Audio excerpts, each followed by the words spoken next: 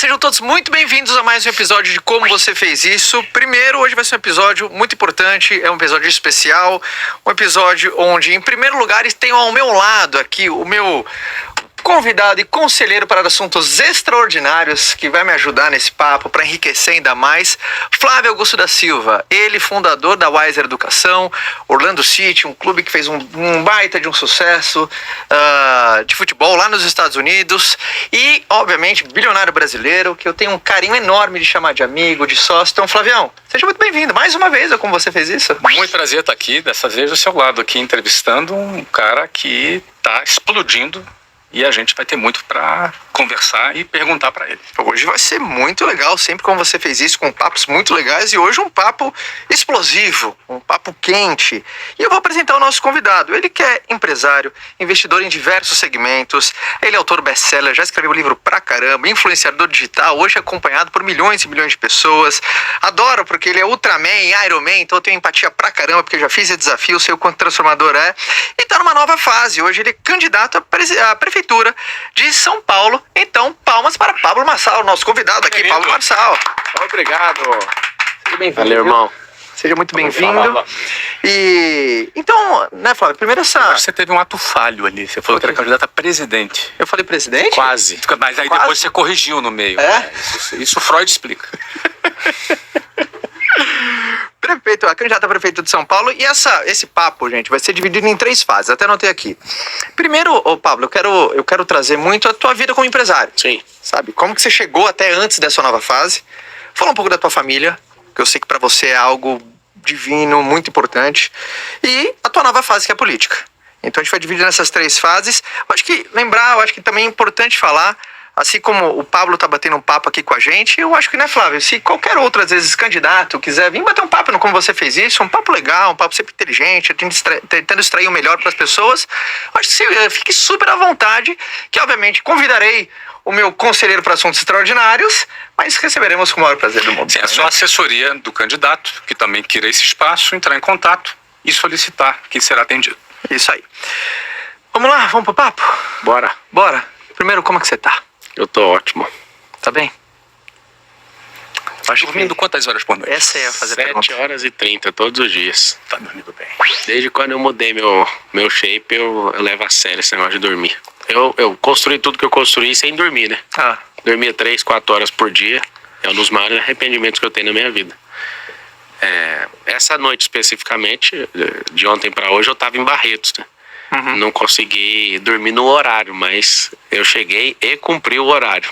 Não vou brincar com esse negócio mais de sono, porque um sono perdido hoje, ele não recupera nunca mais. Você nunca mais vai retomar ele. Você vai perder o outro dia, vai perder o desfrute, vai perder o relacionamento com as pessoas, falando que tá recuperando o sono que você perdeu. Exato. Porque o único tempo que você tem é o agora, né?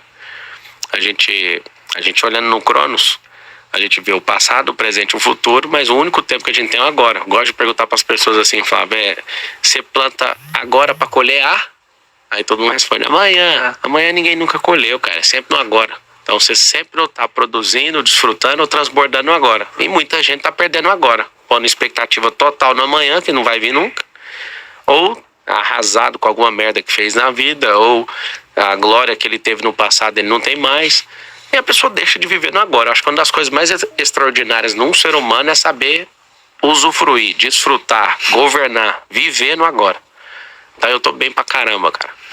E nesse agora, você tá com um ritmo de campanha que não deve Sim. ser um ritmo simples, né? Quantas horas por dia você dedica à sua campanha? Full time. O tempo de dormir tá sendo cumprido, mas a fase é mais estratégica agora. Eu não preguei um adesivo em carro nenhum ainda, mas eu sou um cara que tem 3,5 bilhões de marcações numa plataforma chamada TikTok. Eu que não uso o TikTok tenho 3 bilhões de marcações. Eu vou na favela aqui em São Paulo, algumas pessoas não me chamam pelo nome, falam assim, é o cara do Quai. Eu nunca vi esse aplicativo na minha vida. Eu também sou ou número 2 no Quai de cortes. Uhum. Facebook eu também não tenho aplicativo e não uso.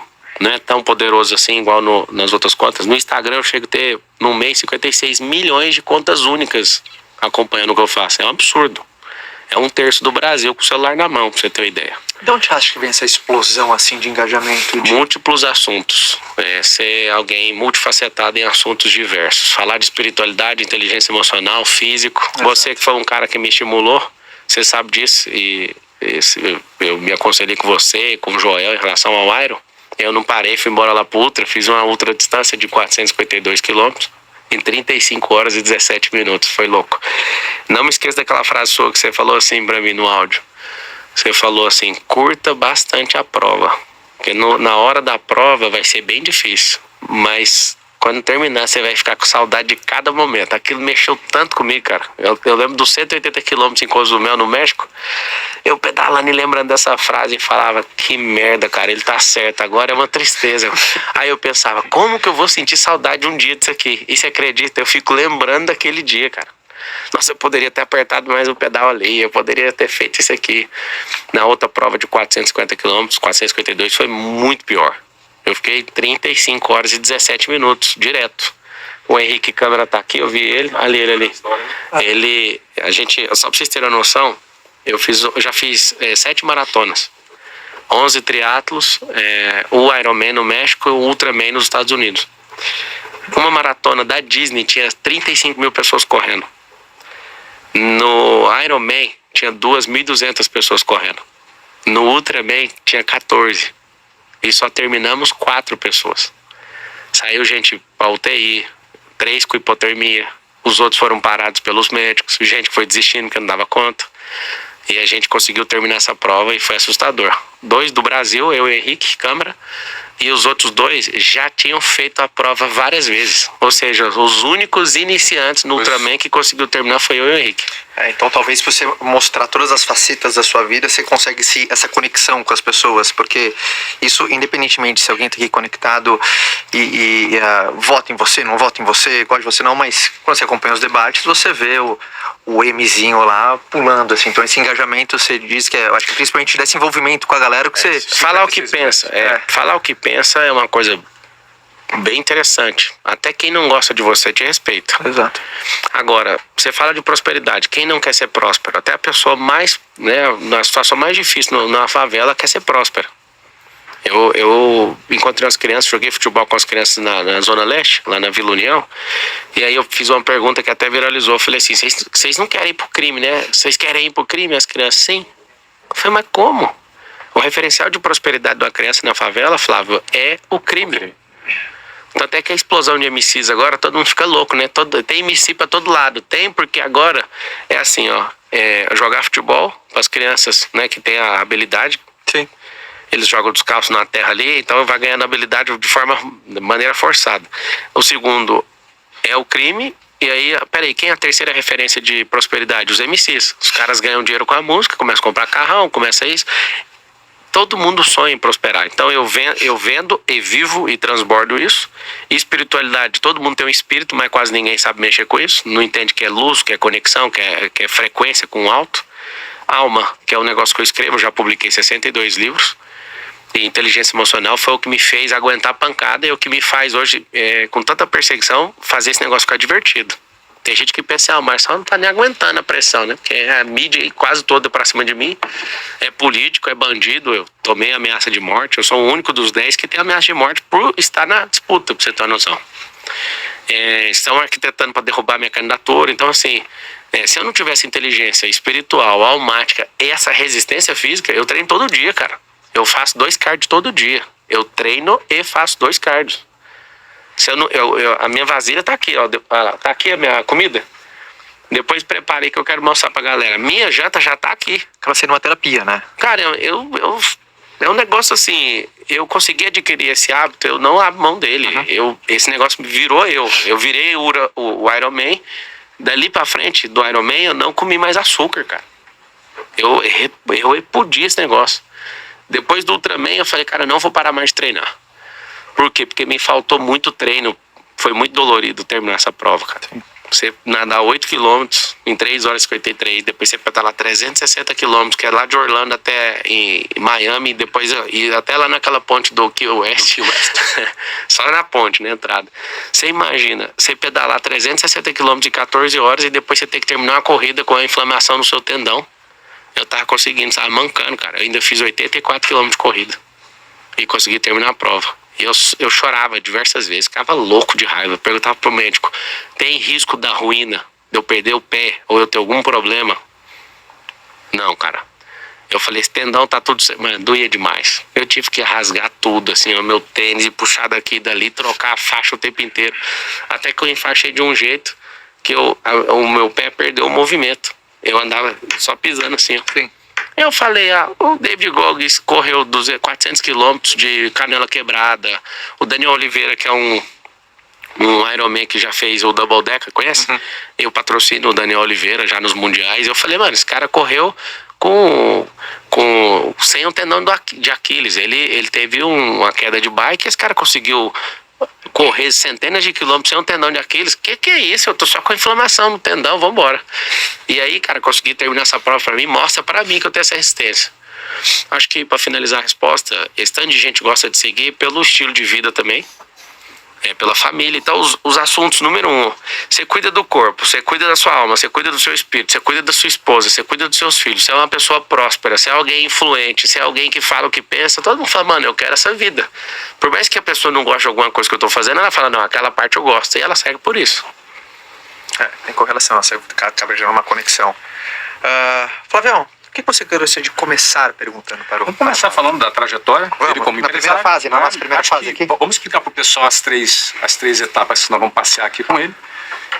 Que a gente vai falar sobre a trajetória como empresário, sobre família e sobre a candidatura dele a presidente. Justo. Então começa... presidente não, olha o ato falho de novo, olha, prefeito. Então, vocês estão precisando de um presidente? Começa, Flavião. Parte empresarial. Vamos falar da sua parte empresarial. Muita gente que nos acompanha na internet, que gostaria de empreender, Marcelo, tem muita curiosidade e, no fundo, tem uma esperança de entender qual é o caminho que faz a pessoa sair do anonimato, não necessariamente anonimato, mas sair de uma situação de escassez para começar a prosperar. Uhum. Você é um cara que a tua mãe era faxineira, seu pai fazia o quê? Ele era funcionário público. Funcionário público, ou seja, você era um cara de classe média baixa, ou seja, deve ter iniciado a vida ali, estudou em escola pública. A maior parte do tempo. Uma parte do tempo. Como é que um garoto de classe média baixa, que em geral tem muito pouca perspectiva, sai da sua condição de escassez e começa a prosperar? Ou seja, como é que foi esse início para que você chegasse a um nível de empresário que você é hoje? Classe média baixa, olhando para minha época, era um nível mais baixo que classe média baixa. Talvez uma classe baixa mesmo. Classe baixa.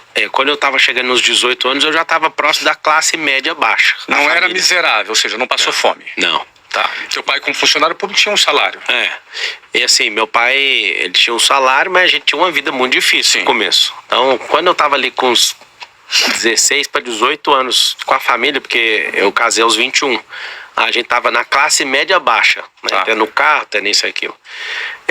O que acontece? Eu fui programado para ser um funcionário público, para ter estabilidade e tudo. E os lugares que eu fui foram mudando a minha mente, mudando o meu comportamento, mudando os meus hábitos. Por isso que eu ensino para todo mundo que a pessoa deve estar inscrita sempre num novo desafio. Uhum. A política para mim é um desafio. Eu vou vencer esse desafio. Inclusive, eu tô na minha terceira eleição, nunca perdi nenhuma. Olha que curioso. Uhum. A de presidente que eu fiz em 2022 foi cancelada. Cancelada, a outra eu virei no mesmo dia para deputado federal. Fui eleito primeiro. Depois tomaram. Sim. E eu vou ganhar essa. E assim, é arrogante demais. Não é, cara. É porque todo resultado depende do campo de energia. E depois, outros assuntos que eu nem gosto de ficar usando esse nome, porque um monte de gente entende errado. Mas depois que eu entendi física quântica, depois que eu aprendi em profundidade a tratar meu cérebro e com PNL e tudo, não tem como não fazer alguma coisa. Não tem como não chegar no resultado. É impossível para mim. Eu sei que existe um campo, existe uma onda. Eu preciso fazer essa onda entrar numa vibração e fazer pessoas entrarem nessa vibração. Eu preciso de 3 milhões de pessoas vibrando nessa onda. Eu vou falar de política depois, né? O que acontece? No lugar que eu tava, eu ensino isso aqui pra todo mundo, ó. Novos lugares, novas pessoas, novos lugares, novas pessoas, novas ideias, novas ações e novos resultados. Esse aqui é muito simples. Se a pessoa continuar, você pegava o ônibus lá no Rio de Janeiro, continuar nesse mesmo ambiente, ou seja, não acessar um lugar novo, lá vai ter as mesmas pessoas, Lá vai ter as mesmas ideias, repetições de ações e resultados iguais ou piores, porque a tendência do resultado é piorar. É virar um ciclo. Sim, porque o mundo está rodando a 1.675 km por hora. Tá tudo mudando de estação, as coisas estão indo, você está repetindo um comportamento. Vou dar um exemplo. Por que tem a tendência a piorar? Se você está no verão, tendo comportamento de verão, aí você vai para o inverno com comportamento de verão, a tendência é dar errado o resultado. Então a gente tem que ter um comportamento já estudando a próxima estação, tendo estratégia. E se a pessoa repete, a tendência é sempre piorar o resultado. Então assim, e somado ao desânimo, a falta de resultado vai dar menos resultado ainda.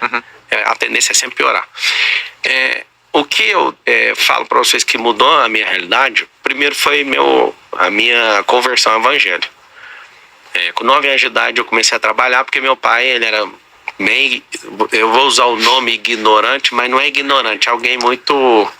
Ignorante é falta de saber, ele é muito sabido. Mas ele era muito duro comigo, vou usar a expressão certa. Tá bom, duro. Pai, eu quero comprar um Tamagotchi. Aí meu pai falou assim, vai você trabalhar e comprar. Eu morava em cima de uma relojaria. E aí eu tive a ideia de pegar umas madeiras no quintal e chegar cedo na rua 4 com a 9, no centro da cidade onde eu morava. E aí eu cheguei e fui colocando as madeiras, os cavaletes na porta assim dessa empresa e fui pondo até acabar as madeiras. Aí meu primeiro emprego não oficial foi vigiar carro. Eu lembro até hoje, acho que foi alguma coisa, R$18 alguma coisa em centavos, mais ou menos.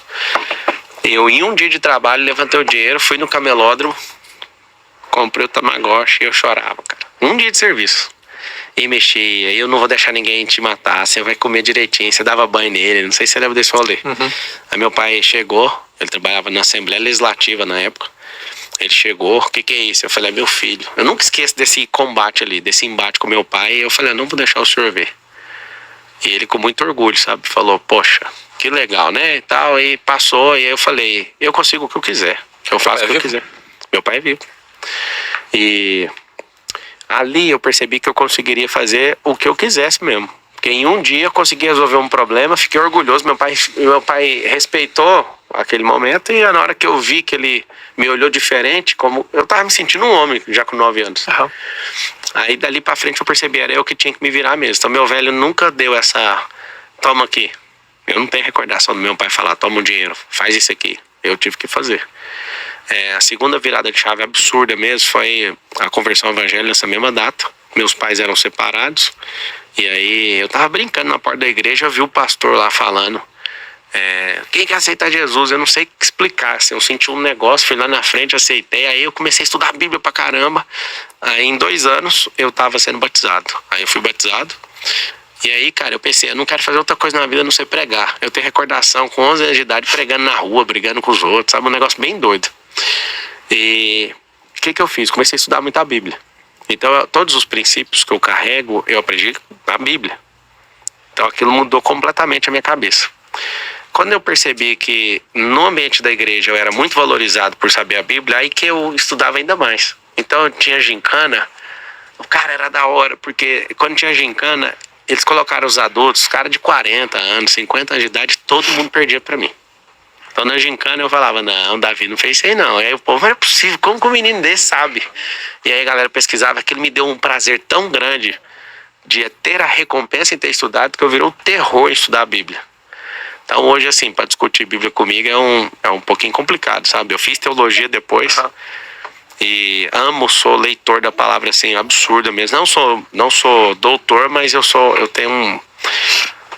sinto, né, que eu tenho um dom assim de mestre da palavra, de articular e, né, de ter uma interpretação, uma conexão bem forte com a palavra desde pequeno. E aí quando eu percebi que eu era valorizado no ambiente de igreja por saber a Bíblia e combater a galera que não estuda, porque geralmente o cristão ele não lê a Bíblia, né? Ele tem esse problema. Ele ouve a fé cristã, a maior parte dela, no mundo inteiro, é pelo ouvir a pregação do outro, ouvir na música. Tem gente que tem fé pela letra da música, pra você ter uma noção. E não é ruim, não. Só não é consistente. O cristão tem que amar a palavra. Aí eu tava no ambiente empresarial, com 16 anos de idade. Foi quando entrou a Brasil Telecom na sua vida? Não, eu era operador de áudio primeiro. Minha carteira de trabalho, 1º de maio, foi assinada no Dia do Trabalhador, em 2003. Eu fiquei 13 anos dentro do regime CLT. Não sei explicar até hoje por que eu levei 13 anos para sair disso. Mas foi isso, né? De 2003 a 2016 é a minha entrada, dia 1º de maio de 2003. Você saiu da CLT com qual idade? Foi em 2016. Deixa eu ver. 2016 eu sou de 87. 29. 2016, cara. Levou tempo? 13 anos. Levou, e até hoje eu não sei explicar por que eu fiz isso. Por que demorou tanto. Você ficou lá como operador de call center? Foi Então, crescendo? não, primeiro eu era Você operador de cresceu áudio. ali dentro. De áudio, né? Primeiro era operador de áudio. Aí depois de operar áudio, eu fui atendente de call center. Antes de ser atendente de call center, eu entrei em 2005 no call center. No final do ano, eu consertava computadores e acabei levando um processo criminal por fazer isso. Eu consertei computador para um cara que inclusive era líder da igreja, onde eu frequentava, ganhava R$350. Trabalhei algumas semanas para esse cara e tomei um processo criminal de 13 anos. Ao mesmo tempo de CLT, ó. Repete o 13 anos. Fiquei 13 anos sendo processado criminalmente por isso. E esse processo foi bom para mim, eu vou te falar por quê. Porque eu tenho repulsa de injustiça. No começo eu tinha uma vergonha absurda disso. E... Quando alguém tocava nesse assunto, você Não, ninguém tocava. Eu deixava um negócio assim, eu não queria abrir esse assunto. Aí chegou um dia... Você ficava tão chateado e você... Não é que eu ficava chateado. É assim, ó, quando aconteceu, eu cheguei na faculdade e contei pra todo mundo. Tinha 70 alunos, ninguém deu moral, aquilo ali, beleza. Aí um senhor que tava sentado do meu lado falou, as pessoas vão te desvalorizar por isso, não fica falando disso pra ninguém não. Eu falei, mas por quê? Aí ele foi me explicar. O aluno tinha uns 70, quase 80 anos de idade, o senhor Brito, ele era aluno de direito, o cara sensacional. Ele falou, Pablo, não fica falando isso pros outros como se fosse uma glória, sabe? Aí dali pra frente eu falei, nunca mais vou tocar nesse assunto. Aí eu acho que em 2020 alguém na internet se levantou e falou, o que o Marçal fez na vida? Eu senti uma libertação, eu falei, agora eu vou falar disso e quero sair fora dessa coisa na minha vida, né? Então vamos nos aprofundar um pouco nisso? Vamos. O Pablo, já que você entrou nesse assunto, houve um processo. Esse processo, ele correu por 13 anos. 13 anos. E houve, aliás, antes do processo houve um inquérito, não é? Você não tinha advogado te acompanhando? Primeiro eu chamei o advogado do Estado, né? Sim. Meu pai foi lá, pediu... o defensor público. O defensor chegou e falou assim, isso aqui é complicado demais para eu fazer, isso aqui vai demorar muitos anos, é melhor você contratar um advogado. E indicou um advogado. O advogado veio, cobrou R$2.000. Você acredita que eu não tinha R$2.000 para pagar? Aí o que aconteceu? Ele deu a entrada, foi fazer as coisas, um advogado de Brasília. E aí eu nunca mais olhei o processo. Ele correu a revelia. Nunca mais. O processo levou 13 anos. Sim, mas antes do processo, no inquérito, o escrivão ou o delegado responsável pelo inquérito, isso foi um crime federal?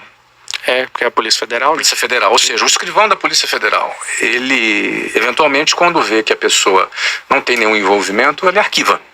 Então, só que é o seguinte... Você não tinha ninguém acompanhando isso? Então, não tinha essa defesona técnica, tinha do Estado, ele falou que isso ia ser complicado.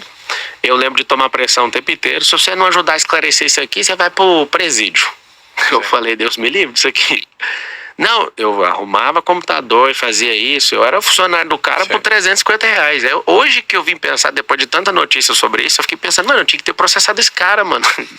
E ganhado o direito trabalhista e ganhado um monte de ação em cima disso, de danos morais e tudo, né? Só que prescreveu, né? Claro. Eu fiquei 5 anos na faculdade, mas veio essa ideia agora. Poxa, eu tinha que ter processado esse cara. No final da sentença, tá escrito assim, Flávio, na sentença, Pablo não obteve lucro com isso. Na própria sentença? Tá escrito na sentença. Só que... Mas por que te condenou se você não tinha... Não tinha defesa. Porque não tinha defesa. O que eu tô te falando é o seguinte, eu envolvi com esse cara, não foi com quadrilha, eu não sabia o que esses caras faziam. Esse cara foi líder da minha igreja, esse que fazia isso, não quero nem tocar no nome dessa pessoa, e aí ele me pagava R$350. O que aconteceu? O computador parava de funcionar, eu ia, mexia no computador, ele voltava a funcionar. Deixava acesso remoto, ele funcionava só com acesso remoto aberto. Ele pedia pra mim várias coisas que tinha que fazer, como, né, tipo, eu sou seu patrão, faz isso, faz aquilo. Você mas tinha qual idade? Tinha 17 para 18. 17 para 18. E aí o que aconteceu? Eu acordo um dia, você tá preso. Eu falei, que preso? O que eu fiz? Aí fui pra delegacia, contei tudo que eu sabia. E eles não me liberavam, falavam, você tem que falar mais, né? Aí alguém me falou um negócio assim, se você ajudar na investigação, tem a delação premiada. Eu falei, o que é delação premiada? Eu tinha acabado de entrar na faculdade de Direito. Eu não sabia o que era isso. Acabado de sair da escola. Cara, de verdade, assim, eu era um garoto. Ano que vem vai fazer 20 anos esse fato. Ano que vem. E na hora que esse cara falava isso, e alguém ria e falava, não, nós vamos mandar você pro presídio. Amigo, eu só queria ser um vidente pra falar 1000 coisas e falar só queria ir embora. E eu lembro que eu fui falando até onde eu imaginava, não é que eu sabia não, que eu imaginava, pra dar um jeito de sair dali. Acho que eu fiquei 3 dias lá. E aí na hora que eu saio, cara, eu falo, meu Deus do céu, o que aconteceu? Eu fiquei lá na Superintendência da Polícia Federal e daquilo ali pra frente, cara, eu tenho um cuidado de mexer com gente. Eu sinto cheiro de malandro de longe, eu prefiro tomar prejuízo. Quando eu vejo gente que não presta, eu fico louco, adoecido com isso. Você pode checar nos meus negócios, cara. Não aceito pagar propina. Tem imóvel, tem loteamento meu que não sai porque tem que pagar uma propina. Eu falo, desculpa a palavra, foda-se, mas eu não vou pagar.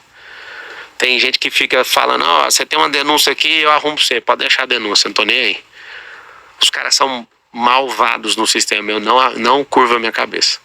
Então assim, nesse período eleitoral as pessoas vão pegar muito nesse assunto, porque é onde, como se eu tivesse que dar explicação. E eu lembro até hoje, o dia que eu descobri que esse negócio saiu desfavorável pra mim, esse processo. Minha mãe encontrou esse cara na rua. Aconteceu lá, a gente não acompanhava o processo, eu larguei de mão. E eu, de verdade, eu orava e falava, Deus, você sabe que eu sou inocente, eu não vou nem olhar isso aí. Aí eu lembro da minha mãe chegando triste em casa, saiu, você foi condenado. Eu, meu Deus do céu. E aí depois, cara, esse negócio ficou lá e eu nem fui atrás. E aí chegou um dia, tá escrito assim, foi prescrito. Porque eu não tinha nenhum problema com a justiça. Você recorreu e ganhou tempo? Não, eu recorri, não fiz nada. Tô te falando, fiz nada. Eu tenho que falar a verdade. Eu me senti abençoado. Porque depois disso, eu não tenho um deslize com negócio e com injustiça com ninguém. Eu não aceito, não admito. Isso me fez ser outro cara, sabe? Uma outra pessoa. Foi como se fosse um treinamento prático de que não fazer mais. Eu odeio injustiça e eu luto e tomo prejuízo por conta disso. Por não aceitar, não praticar e arrebentar quem faz esse tipo de coisa. E respondeu algum outro processo criminal depois disso? Nenhum processo. Tem inquérito lá daquele do Pico dos Marins, que foi meramente político, porque subiu os meus sócios e amigos. Eu subi 5 horas depois de todo mundo, só que eu patrocinei uma pessoa que outra pessoa odeia, e essa outra pessoa que odeia foi lá e levou um pedido do Ministério Público. Isso tem 2 anos ou 3? 2 anos e não acaba o inquérito nunca. O que o sistema gosta de fazer? Gosta de ficar mantendo inquérito das pessoas, principalmente que pode ser alguma ameaça no sistema, para sempre reativar o inquérito. Mas não tem o que fazer, não tem uma denúncia de quem estava lá. Tem uma denúncia que veio através do Ministério Público, mas ninguém que estava lá. Eles já ouviram essas testemunhas de trás para frente, de frente para trás, nada. Aí tem esse inquérito lá. Eu já ouvi você falando que reconhece que não deveria, ou deveria ter tido um pouco mais de cuidado com a questão meteorológica. Eu ouvi você colocando sobre isso. O que você aprendeu dessa experiência? Óbvio que esses são assuntos que vão te perseguir nesse momento de eleição. Mas o que você aprendeu dessa situação? Cara, se você olhar para a pessoa num erro pela segunda vez, essa pessoa está falhando. Todo mundo erra. Todo mundo tem seus dissabores na vida e tudo. Você não vai me ver subindo 2 vezes naquela condição meteorológica. Agora, me acusar de tentativa de homicídio, eu que subi 5 horas depois, que eu já tenho experiência com isso, ninguém que estava lá do grupo ofereceu denúncia, alguém de fora, e o negócio não acaba nunca. Alguém meio que uma forma de... Não foi arquivado até hoje? Não. Os arquivos têm prazo legal. Mas aí vai lá e o Ministério Público pede de novo, ouvir testemunho, não sei o quê. É infinito esse negócio. Tem inquérito no STF, tem 20 anos, tá lá. Tem um joguinho de segurar as coisas. Pede arquivamento, desarquiva e muda isso, troca o delegado, troca não sei quem. Mas nunca saiu do Ministério Público, nunca ofereceu denúncia. Vou te contar o que aconteceu. Fica à vontade. Quando a gente subiu e desceu, não aconteceu nada. Alguém viu o grupo, mandou uma foto escrita assim, 32 turistas se perdem. Ninguém tava perdido. A gente sempre ataca aquele pico lá e fica lá à noite, acorda no outro dia e vai embora. Só que alguém viu que era eu. Quando viu que era eu, virou terror. Uma pessoa que não gosta de mim pegou aquilo e levou no Ministério Público. outro que também não gosta de mim foi lá e patrocinou uma entrevista, uma reportagem no Fantástico. Eu, que não sou bobo nem nada. O que é patrocinar uma reportagem no Fantástico? Porque, tipo assim, um trem mais sem fundamento nenhum, pega e investe, né, pra fazer assim, como se fosse um dossiê dessa pessoa. Entendi. Patrocinar é dando informações. Isso, vai lá, toma aqui e tal. Aí eu fiquei sabendo antes de sair. Ó, eles estão fazendo aqui, eles vão te acabar com você. Ah, vai acabar comigo? Então peraí que eu vou criar um funil. Criei um funil. Criou e aí, produto também? Criei um produto, as pessoas entraram. E aí, 1 milhão de pessoas a mais no funil que eu criei, tava tudo me xingando. Aí eu gastei 200 mil de tráfego nesse episódio. Aí eu falei assim, você tá vindo aqui por causa da história da montanha, né? E a montanha de lixo emocional que tem na sua vida? Você vai clicar aqui e eu vou te ajudar a resolver. Eu não sei qual motivo as pessoas clicavam e compravam o produto. 20 milhões custou esse que eu fatorei aí nesse funil de 200 mil de investimento. Aí o que eu aprendi? Toda energia é boa, você tem que saber lidar com ela. Então sempre, já saiu notícia do UOL assim, Marçal é manipulador ou mentor de milhões? O que eu fiz? Criei um funil, 2,5 milhões. Um funil só de uma notícia. E eu tinha prometido que ia fazer 1 milhão com ela, fiz 2,5.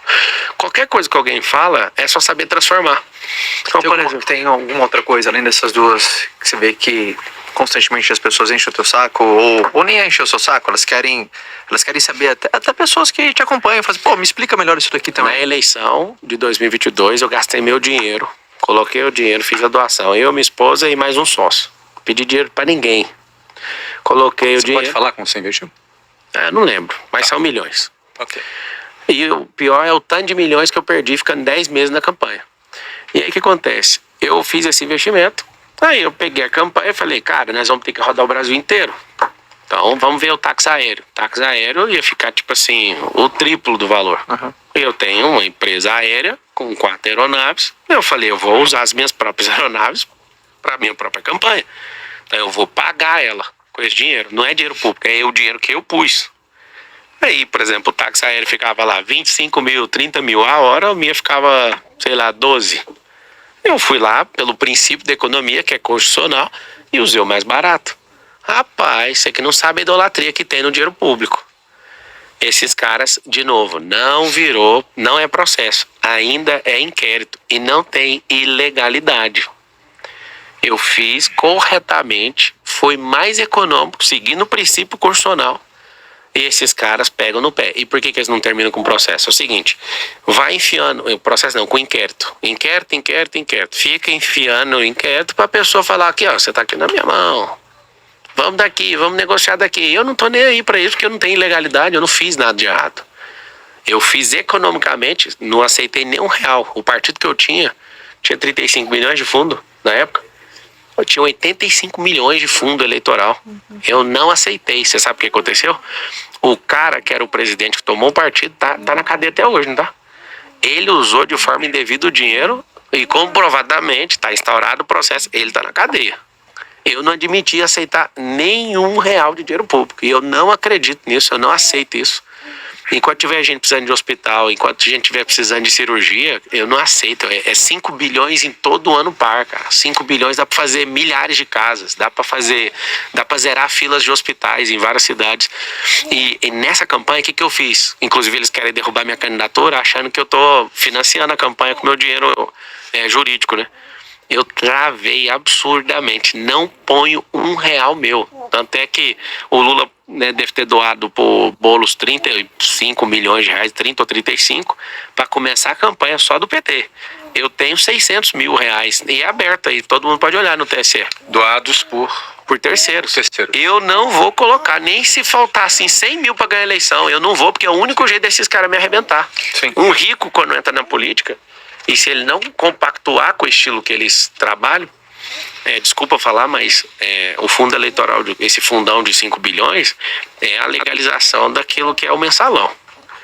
Então essa legalização do mensalão, ela é um negócio que eu não admito. Antes as empresas podiam doar.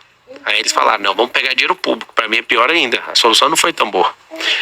Então você imagina, eu estou concorrendo com caras que tem o dinheiro total do fundo, é 67 milhões, 67 milhões de teto que um candidato a prefeito pode gastar. Você vai ver em São Paulo.